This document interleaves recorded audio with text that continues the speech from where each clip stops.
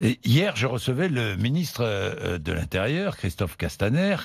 Voilà ce qu'il me disait. Sur les radars bâchés, les radars, vous savez, qui sont emmaillotés en quelque sorte par des sacs plastiques, par exemple, on a constaté une augmentation de 268% des infractions, même si elles ne sont pas formalisées par un PV. Ah, c'est exactement ça. C'est des chiffres pour la statistique pour le mois de décembre qui a été donné par le ministre de l'Intérieur.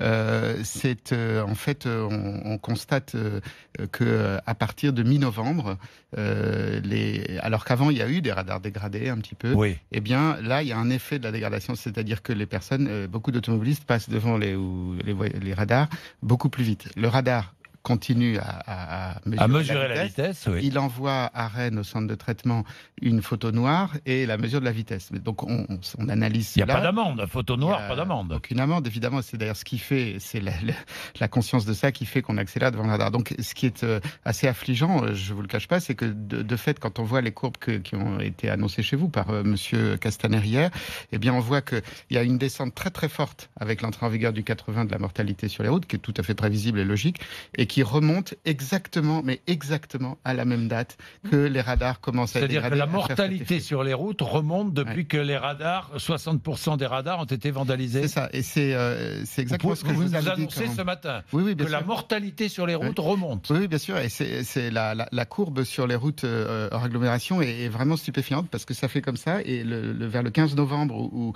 on constate cet effet de vitesse sur les radars bâchés, eh bien ça correspond exactement au moment où la mortalité sur les routes hors agglomération commence à remonter.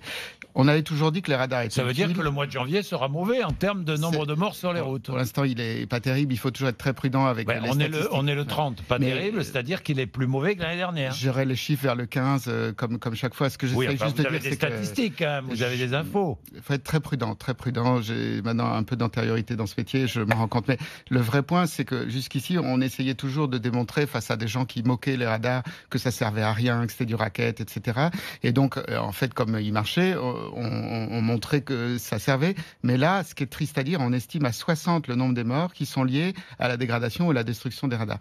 Donc, 60 morts liés à la dégradation des radars.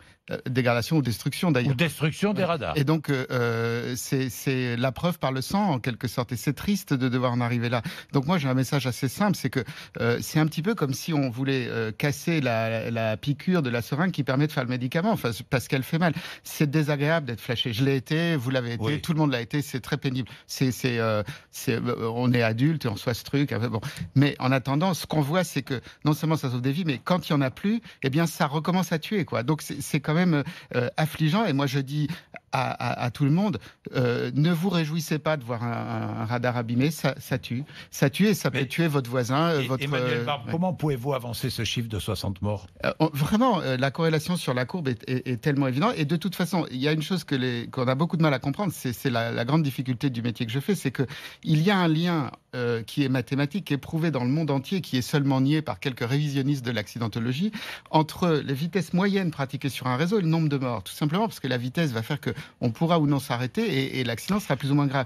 Et donc, dès lors que les vitesses recommencent à monter parce que le radar n'est plus là finalement pour contenir cette envie de vitesse qui habite chacun d'entre nous, surtout les hommes, eh bien, les morts reprennent. Et là, c'est tellement éloquent sur les graphiques qui ont été publiés par le CEREMA et l'ONISR, qui sont les deux organismes étatiques mais indépendants qui ont fait ces statistiques, que véritablement, moi je le dis, voilà, ceux qui ont détruit les radars portent sur la conscience des morts. Monsieur Castaner a dit la même chose hier chez vous. Je ne crois pas que dise ça Emmanuel pour Barbe, s'amuser. donc moi je retiens ce chiffre, 60 morts 60 morts dus à la destruction, au vandalisme des radars. C'est ça, c'est une estimation, bien évidemment. Alors certains vont aller dire, mais comment vous faites pour dire 60 au lieu de 58 ?